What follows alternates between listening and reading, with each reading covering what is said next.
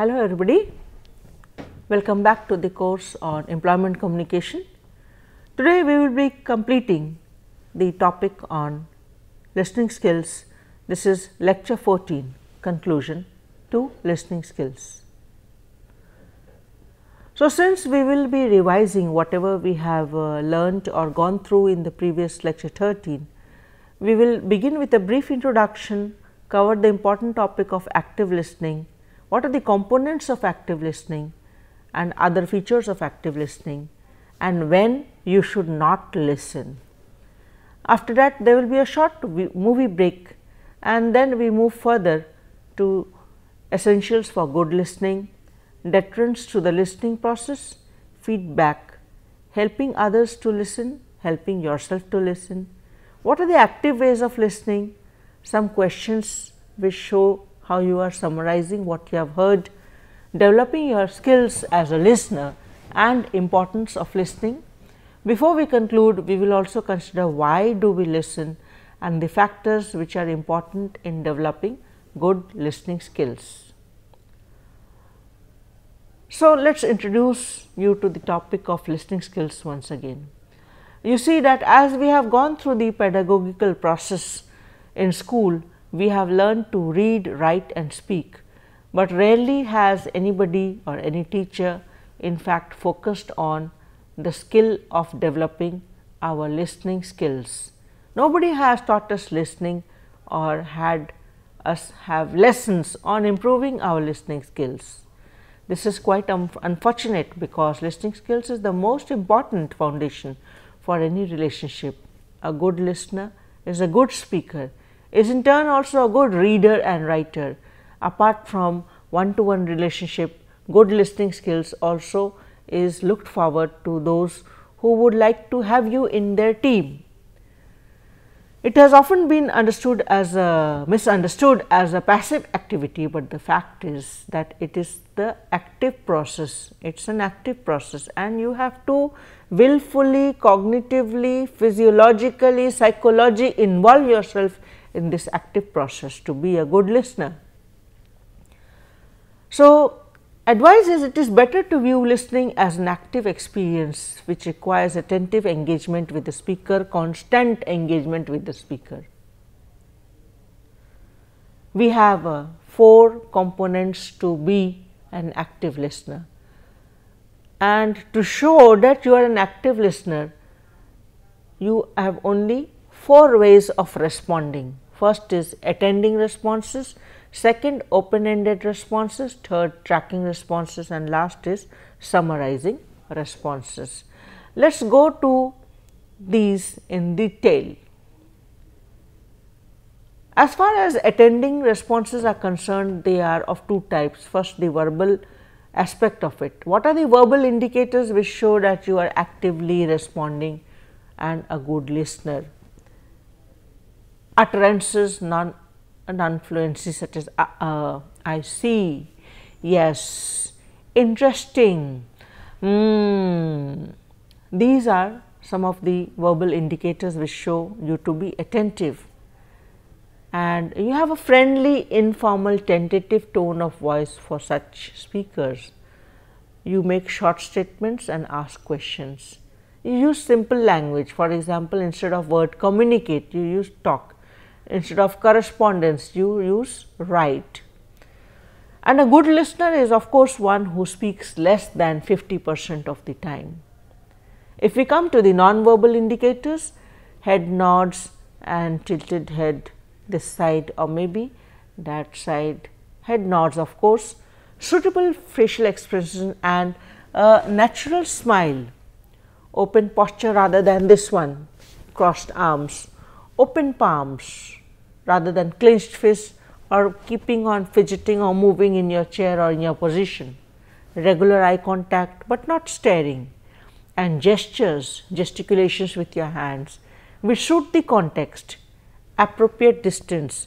This is usually an arm's length which is 1.5 feet or let us say 18 inches, something like that.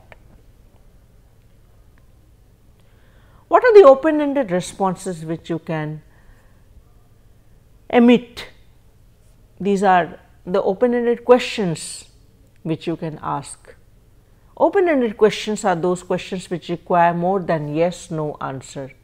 They are not close-ended. For example, are you married?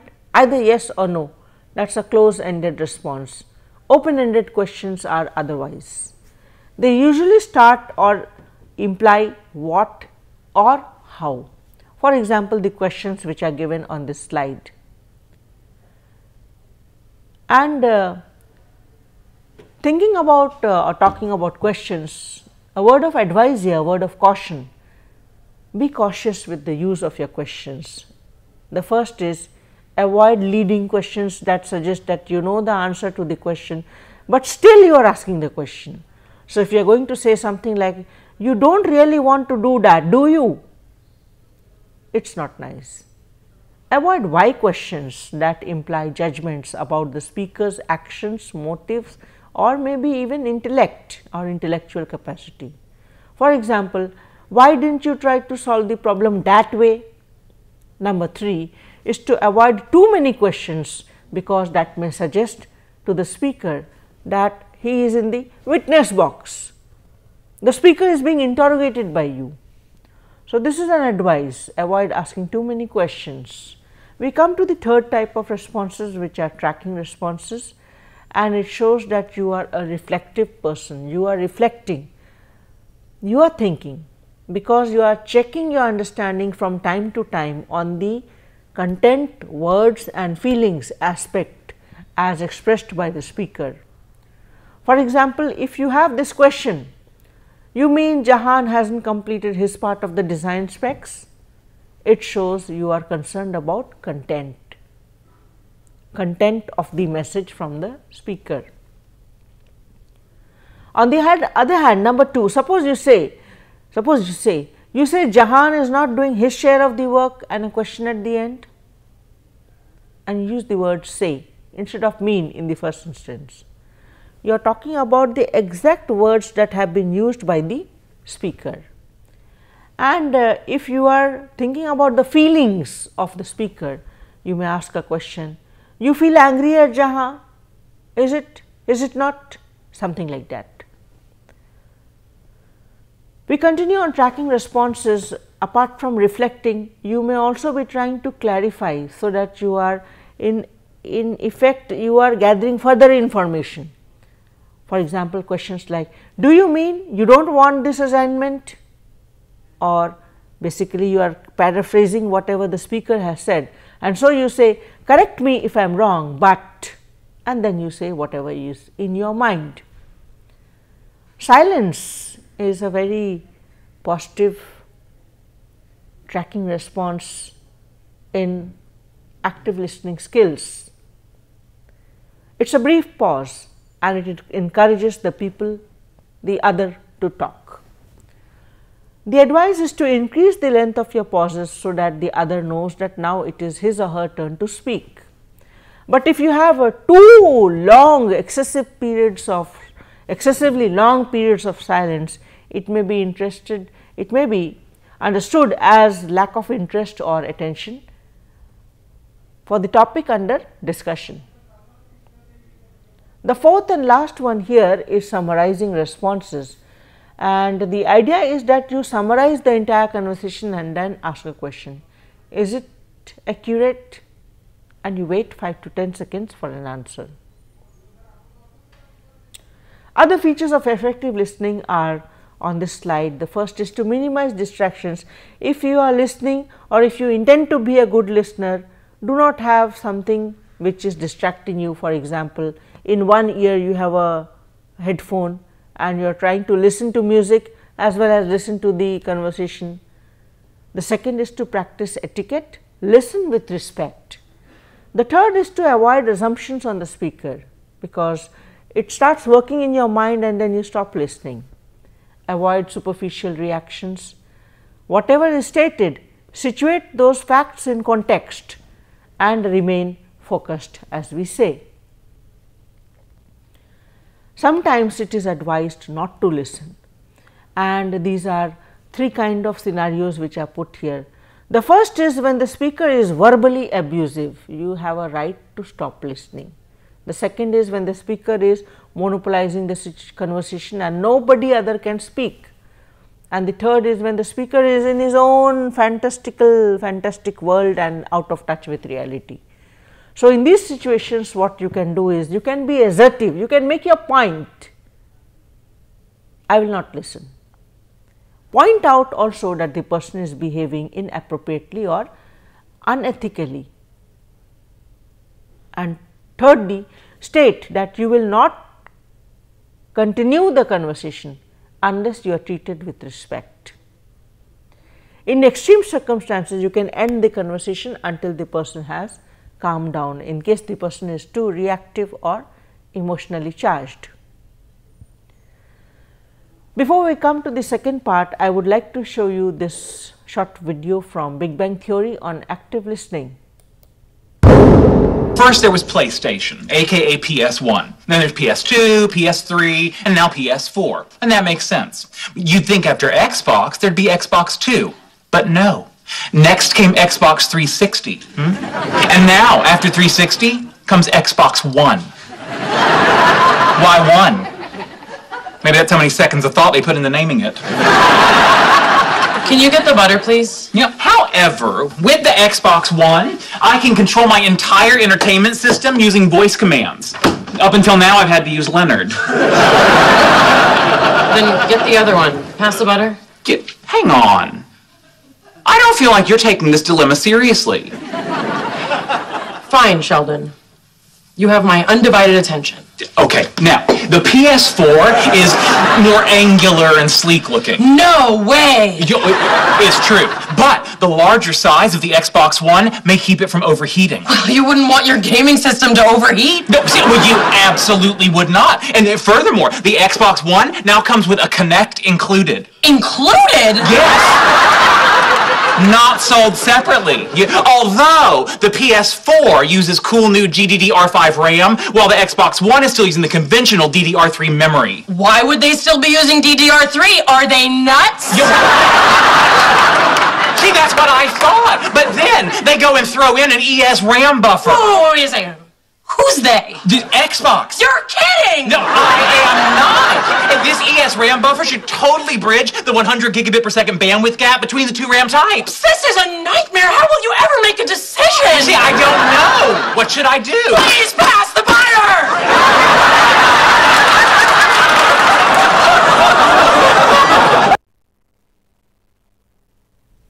So, I hope you enjoyed the video, and we will now move on to the next part of the lecture. Listening is a three-tier process. The first phase is listening, that is with your ears and making meaning out of it through a process of critical thinking. The second is sharpening, and the third is assimilation. What happens in these three phases is, in the first phase of listening, information or messages are poured in the mind of the speaker through the auditory symbol or the stimulus. The mind automatically sifts through the message and chooses the ones it would prefer to focus on pertaining to the interest area of the receiver. The unwanted sounds or auditory symbols would be deleted.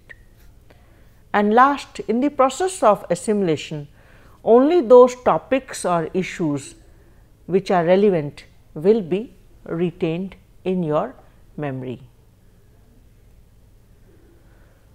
So, the essentials for good listening is 5 here. First is a positive attitude, and second, ability to concentrate. Third, to participate in the question answer sessions at the workplace. Fourth is to have eye contact with the speaker and to have a conducive posture at the time of listening. And what are the features? What are the features essential to the attitudes or the actions you might be performing through at the time of listening? A positive attitude shows that you are accepting and you have an open personality. If you are concentrating, it shows that you are receptive once again. Question answer sequence and participating in the question answer session shows that you have concentrated on the presentation or the speech or the conversation. Direct eye contact shows that you are related, you are directly connected in contact with the speaker, and a conducive or a positive or an appropriate body posture shows that you have been attentive throughout. There are certain deterrents which create problems in the listening process, and the first is of course ego. If your ego is high, then you will not listen, you will stop, you will close your mind mentally, build mental walls against the speaker. The third is involvement with the self or preoccupation with other thoughts, and the third is past, present, future. What we mean is your mind is simply zipping through various time zones. Fourth is fear, or you are afraid, and fifth is called the familiarity trip. What we mean is that you say, you think, or your attitude is, I know more than the speaker because I have been there before, I am familiar with this situation, so I will not listen.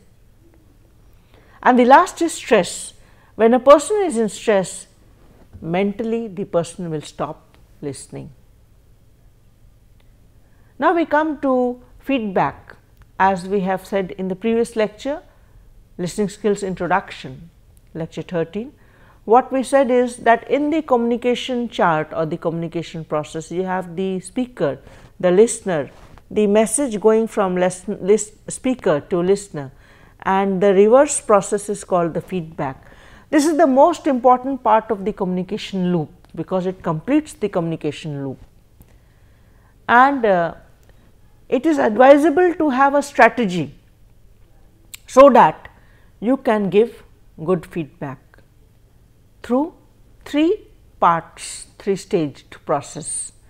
The first is listen carefully to what the speaker is saying.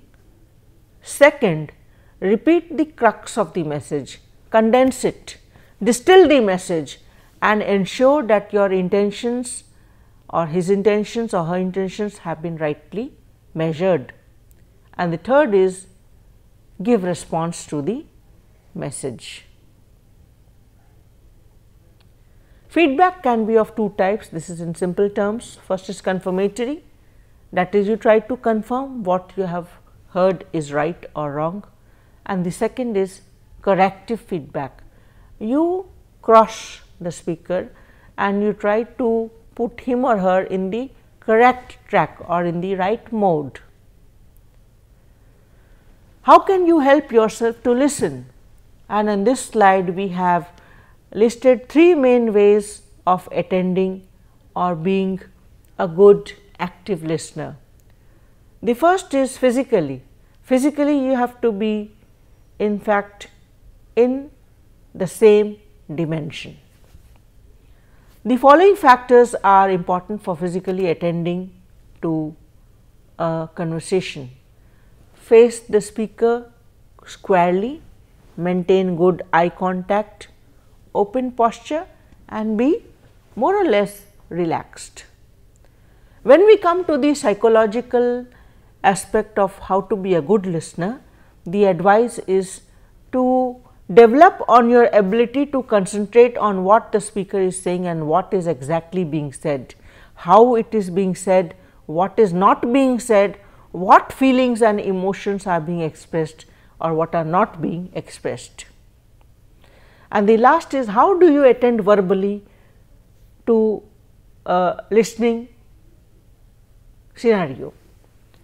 You listen by making eye contact, nodding or shaking your head, asking questions, summing up from time to time what the speaker has been saying, budding on what has been said, avoiding other distractions like a phone or a mobile which is ringing not on silent mode, and people interrupting within the conversation. Think also about what might be the intentions behind what the speaker is saying. Some active ways of listening would be some questions you can ask. And listening questions are those which might first of all show interest or encouragement to the speaker, and then what happened, something like this. Seek further information. Number 2, can you give me an example? And 3, thirdly, to explore feelings, how did you feel about that? And 4th, to demonstrate understanding or clarity of what has been already said. So, it seems as though, isn't it, like that.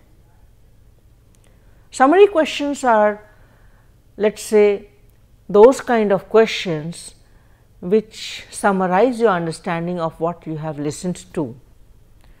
So, summary questions may be something like, as I understand it, does it mean, and further. Or it may begin something like, if I have got it right, or so what you are saying is, you can give encouragement to the speaker and show that you have been summarizing by some non-verbal noises of positive encouragement.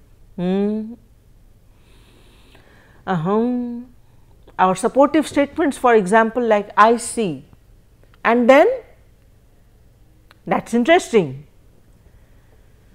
The third point here is keyword repetition. What keyword, what main words you have picked from the conversation, you can repeat it.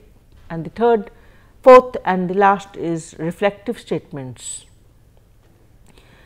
Reflective statements are the most usual form of reflection expressed in a statement and tends to begin with a phrase something like, you feel that,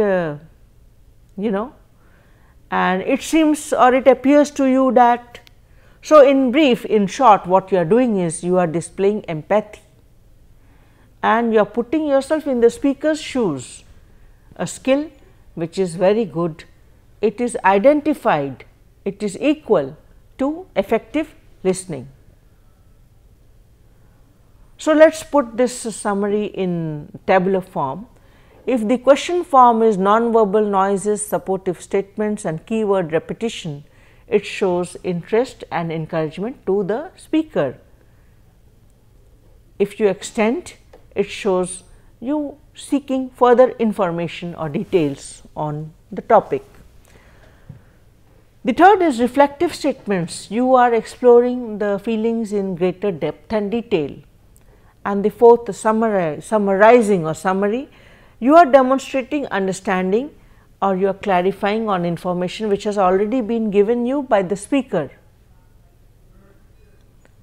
Now, we have a long quote, but I would like to read it because I really like this quotation on the ideal listener.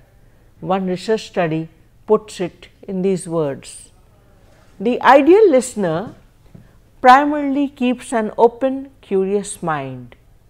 He listens for new ideas everywhere, integrating what he hears with what he already knows. He is also self-perceptive and listens to others with his total being. Thus, he becomes personally involved with what he hears. He looks for ideas, organization and arguments, but always listens to the essence of things, knowing that no two people listen the same. He stays mentally alert. He is introspective, but has capacity and desire to critically examine, understand and attempt to transform some of his values, attitudes and relationships with himself and with others. He focuses his mind on the listening and listens to the speaker's ideas, but he also listens with feelings and intuition. We have taken this from a definition of listening. The research was conducted by Ohio State University in 1968 by Elizabeth May Flummer.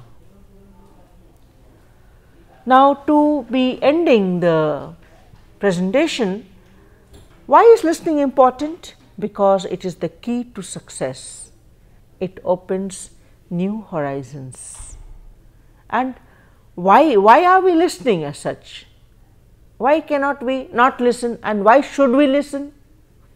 We listen to gain information, to get feedback, to participate in another's story because we are empathetic, to hear, to know about their experiences and insights and situations, to learn from them, to be in control. As they say, information is power. To broaden our horizons, that is to learn more and more and more. We listen because listening is the basis of a relationship. We listen to create a relationship, to begin a relationship, to sustain a relationship, to deepen a relationship, to maintain a relationship, to be in a relationship. And we listen to respect, and because we value others. In conclusion, some of the factors important to developing good listening skills are again relisted here. Good listening is firstly, most importantly, about being sensitive to the other person's voice, choice of words or diction or vocabulary, tone, speed of speech, and their body language. These are the references I have used, and these are the sources I have banked upon for the preparation of this lecture. Thank you for being with me, and see you soon. God bless you.